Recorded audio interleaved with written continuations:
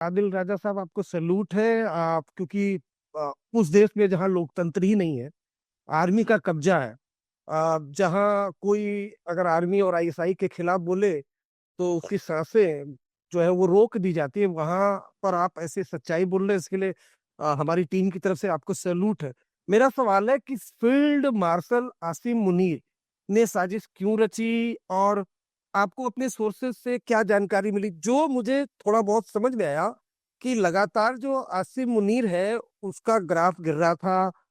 उधर से बलूच वाले वो अटैक कर रहे थे जाफर एक्सप्रेस पर।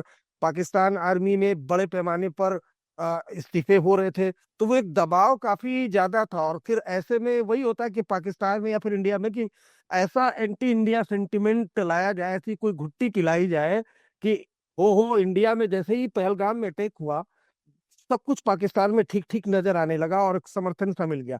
तो आपको क्यों लगता है, या क्या ऐसा एविडेंस मिला कि आसिम मुनीर ने कॉन्स्पिरेसी रची? काफी हद तक तो मैंने बोला, आई होप आप एग्री करते होंगे। क्या जी मैं agree। क्या ऐसा क्या क्या ऐसा था? देखिए अरविंद, ये तो बिल्कुल पाकिस्तान में या हिंदुस्तान के अंदर इस तरह के पॉलिटिकल जब भी मामलात होते हैं तो उसमें अपोजिंग सेंटिमेंट्स जो है वो एंटी इंडिया सेंटिमेंट को पाकिस्तान में इस्तेमाल किया जाता है। जनरल मुशर्रफ ने नवाज शरीफ साहब को किक आउट करने के लिए और खुद पावर पे कब्जा करने के लिए भी कारगिल वॉर का जो सेंटिमेंट था उसको इस्तेमाल किया। इसी तरह उसी मॉडल के ऊपर कुछ मुशर्रफ से मॉडल लेके, कुछ ज़िया-उल-हक से मॉडल लेके, और कुछ प्रीवियस जहां भी आपने देखा है कि पाकिस्तान की मिलिट्री इस्टेब्लिशमेंट जो कि पाकिस्तान के ऊपर काबज है, असल जो पाकिस्तान के ऊपर माफिया हुकूमत करता है वो तो फौजी माफिया हुकूमत करता है। तो वो जब भी मुश्किल में फंसते हैं तो एलओसी या गर्म हो जाती है या हिंदुस्तान के अंदर अटैक हो जाता है। आसिम मुनीर ने इससे पहले पहलगाम में जब अटैक हुआ था तो डीजीआईएसआई था, और बेसिकली वो हमला अब ये कहा जाता है, अब ये समझा जाता है कि इसलिए कराया गया था कि वो आर्मी चीफ बनना चाहता था। लेकिन उस वक्त जनरल बाजवा मौजूद थे और जनरल बाजवा के हिंदुस्तानी मिलिट्री क़यादत के साथ बहुत करीबी रवाबत थे। जनरल बिक्रम सिंह उनके बॉस रह चुके थे, जो कि इंडियन आर्मी चीफ हैं। कॉन्गो के अंदर यूनाइटेड नेशन मिशन के ऊपर उनके बड़े पुराने बहुत क्लोज ताल्लुकात थे। तो वो उस वक्त इमरान खान से उनकी अंडरस्टैंडिंग बहुत क्लोज थी। इमरान खान प्राइम मिनिस्टर थे। तो पहलगाम हमले के नतीजे के अंदर उनकी गुडी जो है, गुडी अगर आपने पतंग उड़ाई है तो हम कहते हैं गुडी उनकी जो है वो चढ़ नहीं सकी, तो वो बात बन नहीं सकी।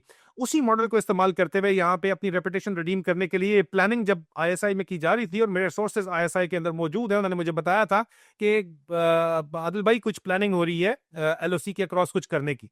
मैंने पब्लिकली इसको रिपोर्ट किया। मैंने इस बात को मैं फरवरी 2024 से फरवरी 2024 में मैंने बाकायदा तौर के ऊपर इन राइटिंग रिपोर्ट किया कि इतना ज्यादा डेस्परेशन है आसिम मुनीर के अंदर कि ये एलओसी के अक्रॉस कोई ऑपरेशन करने जा रहे हैं। ये मैंने रिपोर्ट कर दिया था।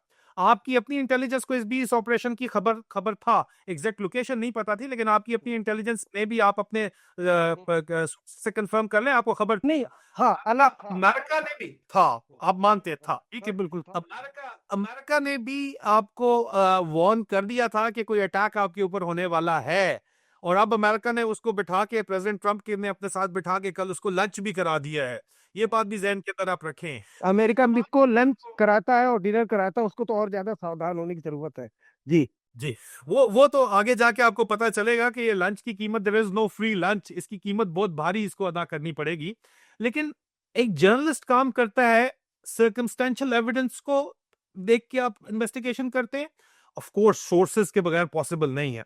और मेरी 21 इयर्स की मिलिट्री सर्विस है, और मैंने रिटायरमेंट के बाद as director media of Pakistan ex serviceman society, और मैं स्पोक्स पर्सन था, तर्जुमान था पाकिस्तान एक्स सर्विसमैन सोसाइटी का, जो कि आईएसआई का ही एक फ्रंट प्रोजेक्ट है। मैं आईएसआई के साथ डेली बेसिस के ऊपर, आईएसआई के इंटरनल विंग से और मीडिया विंग से मेरी, और मिलिट्री के मीडिया विंग से, इंटर सर्विसेज पब्लिक रिलेशन से डायरेक्टर जनरल लेवल तक मैंने आईएसआई के डायरेक्टर जनरल सी के साथ मेरी पर्सनल मीटिंग्स हुई हैं, चाहे वो जनरल रिजवान हो या जनरल इरफान हो। और director general inter services public relation general Babar Iftikhar थे, जिस वक्त मैं डायरेक्टली इनके साथ काम कर रहा था, डेली बेसिस पे काम कर रहा था, इंफॉर्मेशन ऑपरेशंस के ऊपर काम कर रहा था। और हमारे निशाने के ऊपर जो है वो भारत होता था। मैं आपको खुल के बोलता हूँ, भारत हमारे निशाने के ऊपर था। फिफ्थ जनरेशन वॉरफेयर के अंदर हम आपको काउंटर कर रहे थे, और उस काउंटर करने के अंदर मैं मीडिया कोऑर्डिनेशन भी करता था, और मेरा मेन फोकस भी जो है वो भारत ही था।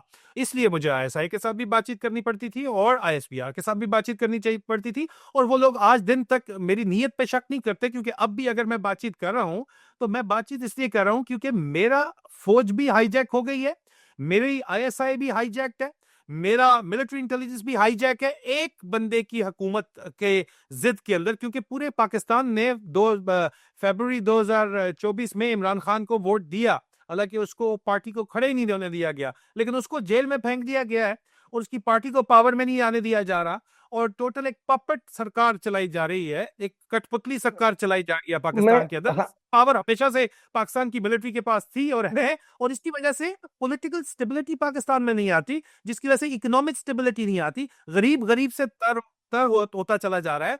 मैं अपने मुल्क के गरीब के लिए बोलता हूँ भाई, मैं अपने मुल्क की जनता के लिए बोलता हूँ भाई, अगर पाकिस्तान और इंडिया के अंदर जंग होती है तो किसको फायदा है?